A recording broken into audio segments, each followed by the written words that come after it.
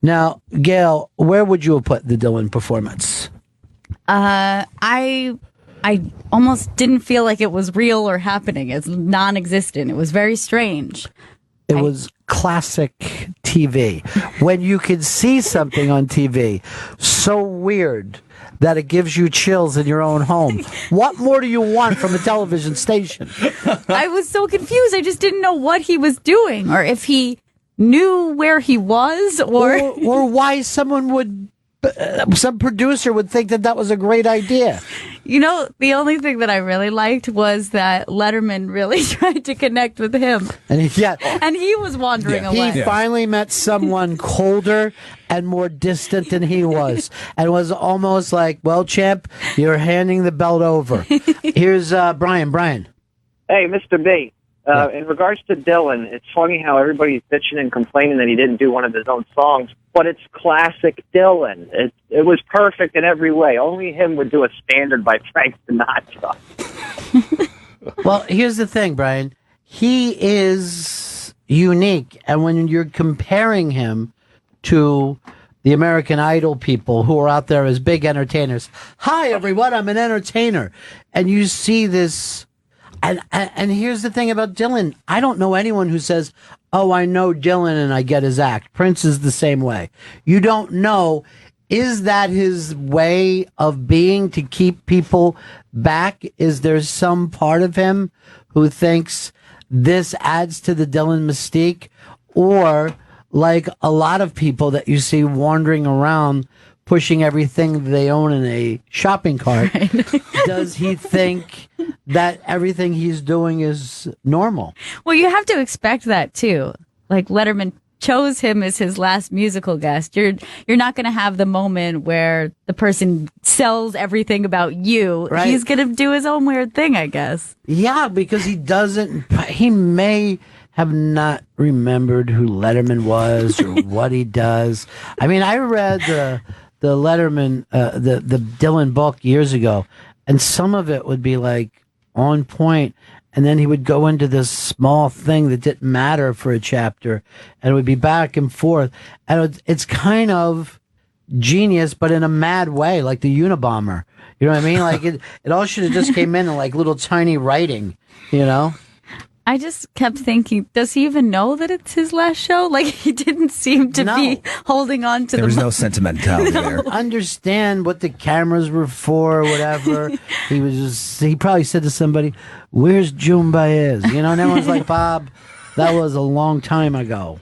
He wanted out as soon as it was over. As soon as he was done performing, he was going to the right as Letterman was walking over. It's like, I just want to say it. He's like out of the shot already. I don't know if you guys have ever seen him in concert, but it's never that different. I have not. I have, and there were times where I went, I'm listening to the song that's going on, and then I turned around to my chick and I would go, I think this might be Subterranean Homesick Blues. I just heard a phrase that I believe was it. And then that, of course, was the song. But it was, no one there would have known that.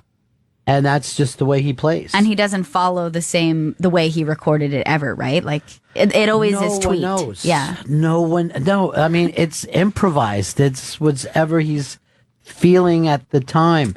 I know somebody who saw him, and they're like, he never got off the piano all night. And they're pissed off about it. And I'm like, look, you can't be pissed off that he didn't do it the way it seems in the record. You should be excited because you saw like a ghost or an alien. Right. You know what I mean? Like, you had a sighting of something. You didn't go to a concert. It's different. I don't know whether you heard that album of standards that he did that's out now. But it's weirdly beautiful. Yeah, I heard a couple songs from it. Weirdly beautiful. And the song that he sang last night is phenomenal. But it is, it's 100% different than what people expect. Robert. Yeah, I was going to say, Ronnie, he knew exactly what he was doing. He was selling that album, and it is fantastic. And my 15-year-old son's first concert took him to see Bob Dylan 2 years ago. It was awesome. Fantastic show. Yeah, the album is, this tour that he's on, I remember I went out in 89 And I said, we got to go see Dylan. I go, because this could be it. This could be the last tour. And there were even rumors going around like, your opportunity to see Bob Dylan. He has never come off that tour. And I'm not even making that up. Really? There hasn't been a change of a tour. He's just out on the road. But let's see, Bob Dylan has been famous for over 50 years. Yes. If you ask people, how many times has he been married? How many kids does he have? Where does he live when he's not on the road? He's still a fucking mystery. Yeah, that's very you know what I mean? true. He's still a mystery. And you couldn't be more famous than Bob Dylan. If a musician or a songwriter came in here right now and we started to talk about music, the name Bob Dylan would pop up, and it always does. Yeah. And yet, no one really knows anything about him. What was the name of the film where a bunch of people portrayed them? A few different actors portrayed that thing him. was amazing. Killer Films put it down, but Kate Blanchett did a version of "Don't Look Back, Bob Dylan." I think it's like I'm not there. I'm not there, and it's great. People are recording his music, and it's great. But Kate Blanchett is like, any moment that she was on the screen was electric. It was crazy. Like, I could not believe how much I accepted that was Bob Dylan within 30 seconds of her doing it. She was phenomenal in it. But I love how they play with his character in the movie, because he really seems like someone who comes in and out of like consciousness and the realm of the real world. Yeah. Like, he's not really anybody you can pin down. And I think that's just who he has always been. He's like, that's his character. Yeah. But always different stages of that guy. Earl told me once that he was like on 8th Avenue and he was just standing there like waiting for the light to change. And Bob Dylan just comes riding a bike down 8th Avenue right past him. Oh my God. And I'm like, are you sure? And he's like, no, absolutely. It was him. That is so surreal. Yeah. That's like something that would happen in a dream. And then he said another time that he was backstage and there were all these cups of coffee or something that Bob was going around trying. What? Trying to figure out. Taste testing? What kind of, no one knows why he was doing that. Here's David. David. Hey, Bennington, how y'all doing? Hey, man, what's happening? I've seen Willie Nelson and Bob Dylan together in a minor league ballpark about 4 or 5 years ago. Yeah, they do this minor league ballpark tour. He said, Willie Nelson, I said, I think that's on the road again. I think I heard him say on the road again. It's like they were doing each other's songs. You had no idea what song they were doing. I read Willie's book recently, and he said how much he enjoyed that, but he said he never once talked to Bob off stage. Really? There was no Bob off stage. You would only see him on stage. There was no hanging out together, telling each other Johnny Cash stories, you know? That's so bizarre, especially because Willie Nelson definitely seems like the guy who would hang out backstage and share stories. Yeah. And he's like a real human person. Yes, he is. He is a human being. He's a beautiful human being. And he's definitely like a wise man. But I'm telling you, Bob Dylan is a shaman. If we were Indians, they would know. They would have like a special place for Bob to come in and out of, and people would pick up little things and then figure out how we would then hunt or plant our crops. But we don't have room for that in the modern world. We don't know where to put them. One of those guys that everyone's just like, yeah, I really got it. And it's like, did you? You like have to be like, yeah, I understood that. I definitely took something from that. I'll just say like, oh, I wrote some of it down and we're going to go to work on it for a couple generations to see what we can make out. But this is what I'm kind of concerned about. Bob Dylan is going to go senile one day and we're not going to know it. And we're going to be like, his latest thing is wearing pajamas on stage. It's You know great. what I mean? We're like, I don't know why he's into this, but he wears his pajamas on stage and sometimes wanders off and then one sometimes just asks, where's his mom at? Maybe when he becomes senile, he'll just get really normal. That would really be average. unbelievable. It'll be just like this. This is something from the Blood on the Tracks album. Really, he's just tuning his guitar. Something's wrong with Bob. No, it'll be, yeah. Everybody will just be like, oh, okay. But, we had a lot of fun recording this. Is this patter? A year later, I was out on the road with Roger McGuinn. We were doing the Rolling Thunder tour. Be weirder. Yeah, this is me weird. I'm just like you now. Okay, that's how strange I got. But wouldn't that be great too if he was just like, no, he's just fucking with you guys all the time. But it freaks out the fucking squares of the world because they think to themselves, I don't get this. Yeah. I don't like it. I don't get it. He doesn't sing regular. He doesn't talk regular. So he's making fun of me. He's an elderly hipster. But everyone who writes music is like, I don't know how he does that thing that he does. Everyone. It doesn't matter what kind of music you write. They go back and look at the Dylan things and they go, that is unexplainable. It's beyond genius. He gets that role a lot. Like people feel like it's pompous to like Dylan. I've heard people act like it's pompous to like Dylan. People did that in 64 though. You know what I mean? Like in 64 people were like, he thinks he's better than us, you know? And the people who say that they like him think that they're better than us. And they get all freaked out like they do if they go into a fucking Brooklyn and see a bunch of young kids hanging out. No. And they just start to yell, you hipsters. You're different than me and I'm different than you. I don't get it. You think you're cool. What? You're ruining the neighborhood. Just sitting here having a beer. Not the right kind of beer. Why can't you just drink a corporate beer? I'm going to throw a goddamn can of Coors at your head. Oh. Here's Tony. Tony. Hey, Ronnie, wasn't it like 4 or 5 years ago, or maybe longer now, but Bob Dylan was like caught wandering around like Eastside Dave's neighborhood down in South Jersey or something like that? He was basically wandering around a bad neighborhood, and obviously he didn't have any like identification on him or anything, and they just picked up what they thought was an old man who were like, uh-oh, you shouldn't be walking around here. And they said, what are you doing? And I think, I'm not sure about this, I think he said he was looking for Springsteen's boyhood home. And there's been different times on tour when he has shown up at people's boyhood home. You know what I mean? He'll be like, so this is where Roy Orbison grew up. Who knows what he thinks? This is where you can really make yourself insane if you try to figure out why he does what he does. I love the idea of there's an old man wandering around. We better go check this out. Like any of us would. Yeah. You know, if you were a cop and you're like pulling around, you're like, uh-oh, someone's going to hurt him somewhere. Get in here, sir. Where are you going? They said he was acting suspicious, and he was dressed in black sweatpants tucked into black rain boots and had 2 raincoats on with the hood pulled over his head. And it wasn't raining. Am I right about the Springsteen boyhood home? Was I correct on that? I'm not seeing them mentioned in this report. The thing was just like, I don't know why. I don't know what happens. He definitely seems like somebody who gets an idea in his head and then wanders away. But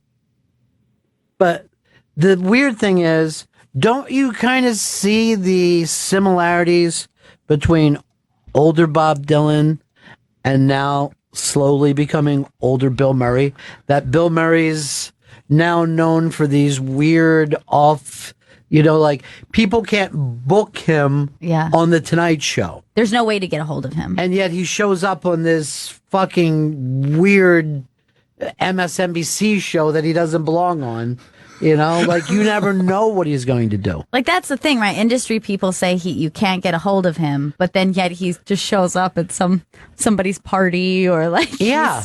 And they're like, Bill... I have $15 million for you. And now you've taken a role for $9,000. And what he has is like an answering service that you can leave. Anyone can just leave. Like, I'll have an idea for you. And he just listens. And every once in a while, they're like, oh, that sounds cool. But he might be going the way of Bob Dylan. There are certain dudes that just feel like they're free of the restrictions that everyone else puts upon themselves. Well, can't you see that also in conversation with Bill Murray? Like, as Letterman's talking, you can see him, like, I don't know, pulling ideas out of the ether. Like, he's just kind of like... Well, I remember once that he'd shown up on Roosevelt Island and he was in a kickball game. Bill Murray, not Bob Dylan. Bob Dylan was looking for the boyhood home but so the pictures went out everywhere of Bill Murray in a kickball game, and apparently he just got out of the train or off the tram, saw a kickball game, ran over and just started kicking. And everybody was like, "Oh, it's Bill Murray," and they were so happy. So he goes on Letterman later, and Letterman said, "Bill, we saw you on Roosevelt Island, and you were in a kickball game. What was that all about?" And Murray says, "Well, I think they got to look at the Cavs and just thought, like the absurd answer was like just so fucking great." But the reason that he was over there is that he wanted to see the new FDR monument at the bottom of Roosevelt Island, which most New Yorkers, it doesn't even occur to them. Hey, they spent that money for that weird thing. Here's Jim. Jim, you're on Bennington. I've seen Bob Dylan 4 times, and I've seen him twice in Iowa, where he doesn't have to be the myth, and he is just unbelievable. And Iowa City, they introduced him as the voice of a generation, and he opened with Rainy Day Women 12 and 35. Okay. Yeah, he's, that's what he does. He plays those songs. People are writing in that he was looking for Springsteen's home. And in 91, he disappeared another time looking for Mark Twain's childhood home. He loves childhood homes. Now I feel like we should all go to Dylan's Minnesota childhood home. I know. I think that's what he's telling us to do. I think that's what he wants. But, when he was like really young, he started to recreate himself, and people would get really frustrated about it, and, just changed his name from Zimmerman to Dylan, and he would just tell these stories. And people are like, "Oh, he's making shit up about himself." But maybe he just didn't remember correctly, or maybe he understood mythology at a very early age. We were talking about Rebel Wilson yesterday, right? And did she make things up?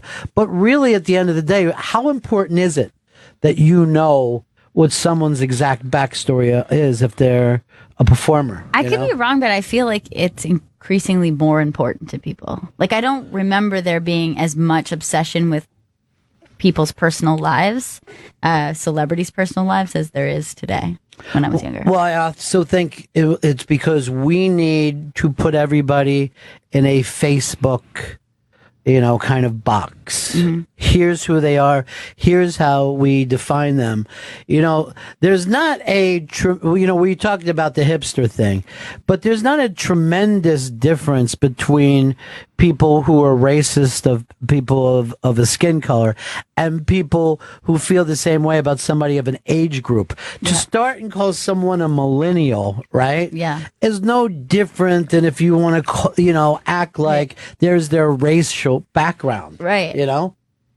And I think that people are quicker to say it about elderly, like, "Oh, this is elder." You're done. Yeah, exactly. You're done. Over the hill. You had it, But imagine that if there were any eternal beings and they came here and they go, "Why can't you relate to each other?"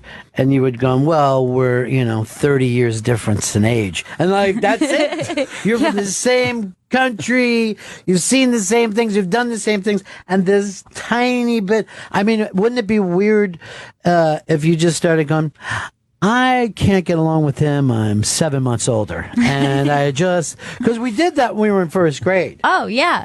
That gap gets to be smaller and smaller. That thing comes down to, well, I am 7.5. So I'm in charge of this club because I'm looking at a bunch of 7-year-olds. Disgustingly. It's called seniority. But we're always looking to divide, I think it's fucking amazing. I think it's amazing. Here's Nathan. Nathan. Yes. Yeah, I've seen Bob Dylan a few times, and once back in I guess it was '81, he was playing with the Grateful Dead, and he was booed off stage because he was just rotten on stage. But most recently, has seen him with My Morning Jacket, and Jim James from My Morning Jacket even said they didn't even have access to him after the show. He would just go into his dressing room or go into his holler, and that's where he'd stay. What's he do back there? Well, first of all, let me say this. I put the people who would boo Dylan in the same place that I would put the people who booed Christ. You know what I mean? He's over your head, dude. He's just over your head. Or worse, like, if you loved an era of Dylan, like, why would you shit on current Dylan? Why would you be like, you're not how you were when you were young? Or how I listened to this album, it doesn't sound exactly like this album. Yeah, there are people who want to go and hear a jukebox of their youth. They're not the people who like music or expect out of live entertainment what we expect out of it. But, you know, you see this in comedy with Dave Chappelle. You know what I mean? Like, Dave Chappelle is one of those guys that one night he's going to go in one direction, one he's going to go to the other. But when you hear about people booing him or whatever, it seems more that it has to do with mob mentality than anything else. Because imagine if people just sat there quietly and just said, let's see where this I'm not laughing, but let's see where he's doing. What is it about your own uncomfortability that you need now to take on the role of who's in charge? Well, that's even more bizarre with comedy. Like, when you hear that people yell out comedy bits, like, do the bit that I already know. Rick James, say Rick James. Yeah, and the crazy thing is, I think comedy is definitely a situation where you want to hear the new stuff. You want to hear new stuff because that's how laughter works, right? Like, you're surprised by what they say. They take you out, like, by surprise, and then you laugh. I think somebody should just go out and do one of their old albums. Just beginning to end. It's bizarre. I don't know. You got to get a look at this Nixon guy. You know what I'm saying, folks? Yes, he's doing it. Finally. He sounds just the same as when I was younger. And he's doing it in order, and everything makes sense now. This reminds me of my old girlfriend. Same joke, same joke, same joke. I don't know. I just look around at people, and I feel like sometimes I have less in common with them. When they get into a crowd, I just see the weirdness of the way people act now. I don't get it most of the time. I want to. I mean, certainly when I go to a concert, I would love to feel part of that thing that I felt when I was younger. It's not always happening. I see a lot of people that look like they're uneasy at shows. Yeah, and well, I think it might have to do with the attention span thing. That's a long time to dedicate to an artist for some people. I think that some people are like bored halfway through it. But I go out to a lot of like the summer shows where there's the pavilion and everybody's sitting around. And I'm shocked about how many middle-aged people are just running and grabbing beers during the middle of the show. And I'm like, you could grab beers all the time. You're an adult. You know what I mean? Like the whole thing is, I want to get a buzz on. Well, you're fucking 45, dude. I'm not going to enjoy this unless I'm half in the bag. You know what would make this show great? A blackout. You're always half in the bag. You don't always get the opportunity to see a fucking show like this. Got to the parking lot about 4 hours early. Got a half a liter of and I whiskey. Totally get it when you're 16. I totally get beer is a really big deal.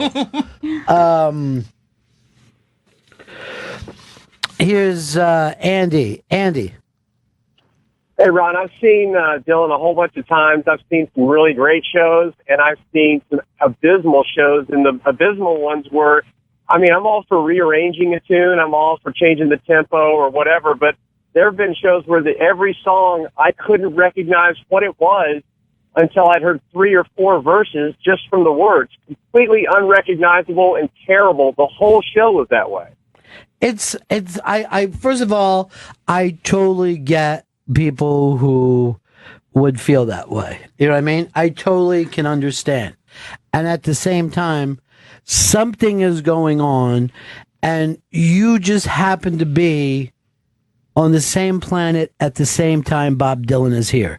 It's not going to last forever. You know what I mean? Like if you talk to your great grandmother and she said to you, I saw Charlie Chaplin get off a train, you'd be like, this is fucking amazing. Well, you know, what are you saying? Oh yeah, he was with W.C. Fields. I don't know what they were talking about. They were both fatter then. You know, you would still think that it's nuts. You know, I get that whole thing. I get that he's not 20 anymore, and I get that his head's in a different place. I've seen the shows where like I don't know what he's playing, but I just have more of a tendency to go, there's Dylan. That's fucking, I'm not even making this up. That's Bob Dylan. You know, I'm not, you know, that's really him. I mean, even last night, as uncomfortable as it made me that he was pacing around and grabbing his collar, it's so much more of a memorable experience to watch something like that because he's just his own thing. I certainly would rather see that than the Flying V dancing behind, you know, a young pop singer for the 900th time since Michael Jackson. You know what I mean? That same, I don't want to see choreography. I'm there for the weird. I want to see something strange. All the things that you've seen on TV, you're not going to forget that weird Bob Dylan performance last night. I ain't saying that you gotta love it, but you ain't gonna forget it. Because it seemed like he might pull his pants down and take a shit. There was something weird going on there. And to me, it's like those people who, they saw Einstein and, you know, they were like, oh, he forgot his shoes that day. Right. You know, that's still Einstein.